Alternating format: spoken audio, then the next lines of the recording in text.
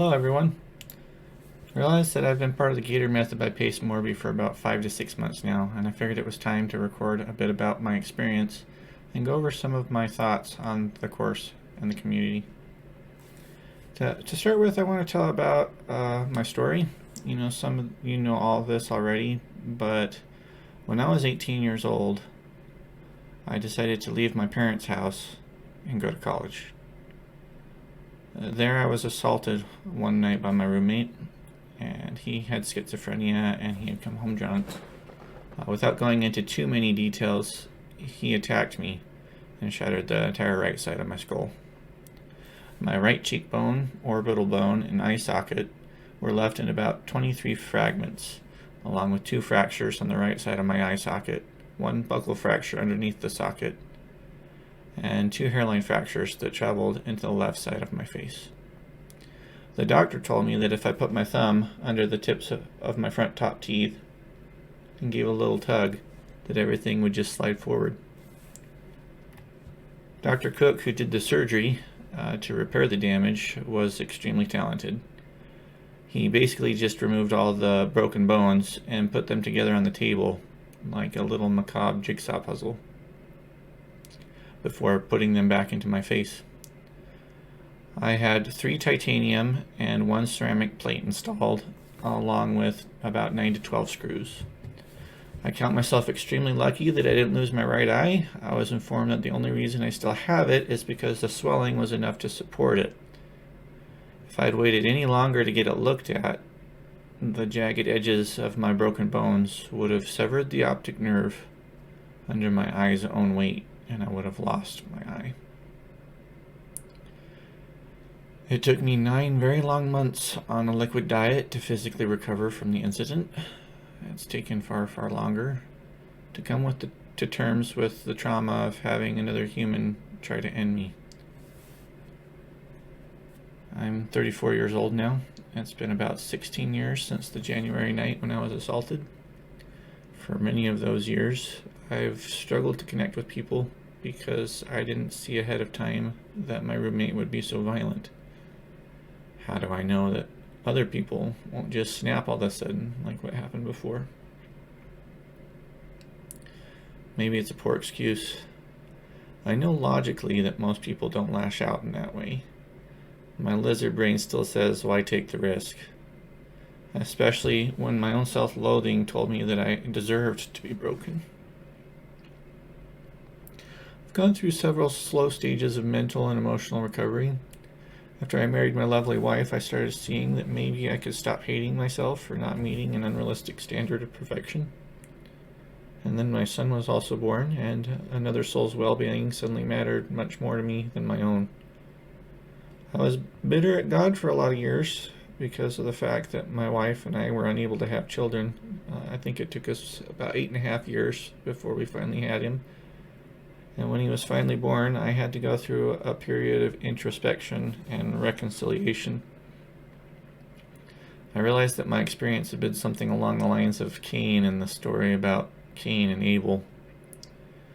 Cain, he made sacrifices to God, but they were sacrifices of a lesser quality than what Abel offered. As a result, Cain's countenance fell and he turned bitter. I realized that in order to improve my lot in life, what I had to do was upgrade the quality of my sacrifice, that the onus was on me to take action and make a change. I was in the process of looking for a house for my family, and I had gotten it into my head that I didn't want to pay private mortgage insurance.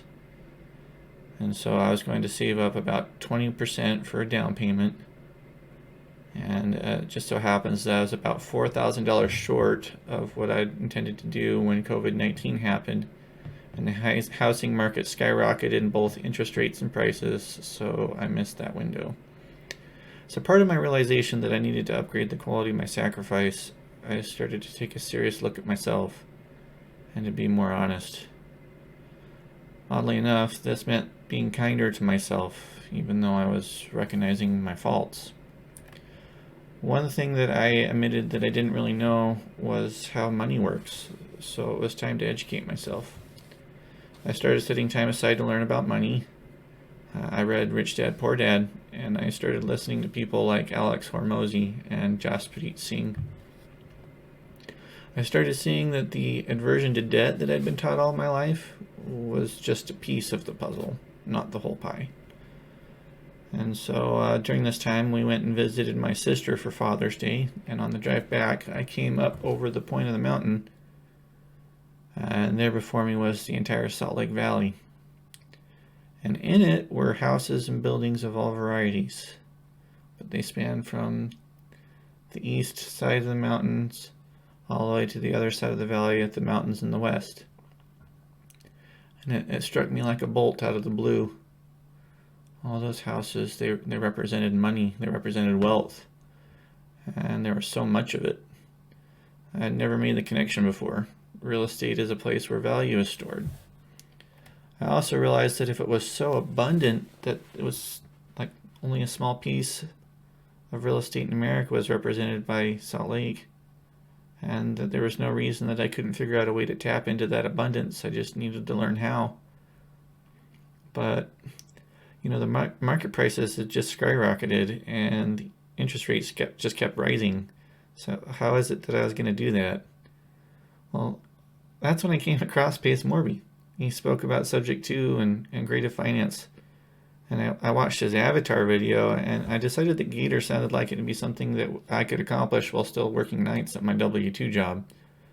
So, terrified that I was gambling with the $3,000 I paid for the course, I joined Gator at the end of July 2023. I believe there are many things that hold value apart from money. And in that regard, I've gotten such a huge return on my investment, I can scarcely put it into words. To give you some idea of what I'm talking about, here's a list of things I've learned and been able to do since joining the Gator community. So I think the first and most prevalent for me is the fact that I'm getting around my reluctance to connect with other humans. And that alone has been such a big thing for me. I'm learning things about money that I had no idea were even possible. My parents declared bankruptcy when I was a child, and we ended up living in an abandoned watershed 12 feet underground. The funny thing about that was that I didn't even realize how poor we were until I got older and other little children made sure that I knew. But despite that, my father always made sure we were fed, so I'm grateful to them. I bought my first home. I don't rent any longer, and I've learned how to set up things like Calendly for scheduling appointments and Zoom for web conferences. I started 3 LLCs and attached banking accounts to them. I found a friend that has helped me learn about bookkeeping and how to read financial statements. I love you and appreciate you, Christina. Thanks so much. I started a YouTube channel. I've done several podcast interviews. I'd like to shout out to Mike Conrad, Max Valdez, and Amber McCollum for helping me get that started. I've put together a CRM system to help me with keep my head on straight, and it's connected to my own website. So thanks, Kyle Campbell, for your help in that regard. I've set up a landing page with Alpha Gator so I can assist other real estate investors bring their deals to the finish line. And I've learned about market analysis, where you can access information on the 2020 census, underwriting, and how to vet a borrower. I've left my house more, and I've gone to meetups, live speaking events, and lunches. I've learned how to plan a trip out of state, how to book a flight, a hotel, and transportation to events. I learned that I don't have to be perfect at doing any of these things. I just have to move forward. That it's okay to do things scared. It's okay to do things messy. It's okay to do things imperfectly, as long as I do those things anyway. I'd like to end by thanking Pace Morby. Pace, you put together a wonderful group of people whom I'm very happy to call my friends. I'm still kind of blown away about where I find myself. It feels like serendipity, or fate, or maybe even providence. So from the bottom of my heart, thank you for helping me heal. All you Gators out there, I want you to know that I appreciate all of you as well. And I want to thank you for helping me feel like I have a place. I'm reminded of the song from the animated film Hercules. I'm on my way. I can go the distance. I don't care how far. Somehow I'll be strong. I know every mile will be worth my while. I'll go most anywhere to feel like I belong. I'm so excited to see what we're building together. If you're someone that's considering joining the Gator method, I'd encourage you to do so. The experience has been transformative, and I now count it as some of the best money I've ever spent. Thank you so much for listening, and you'll have a great one out there.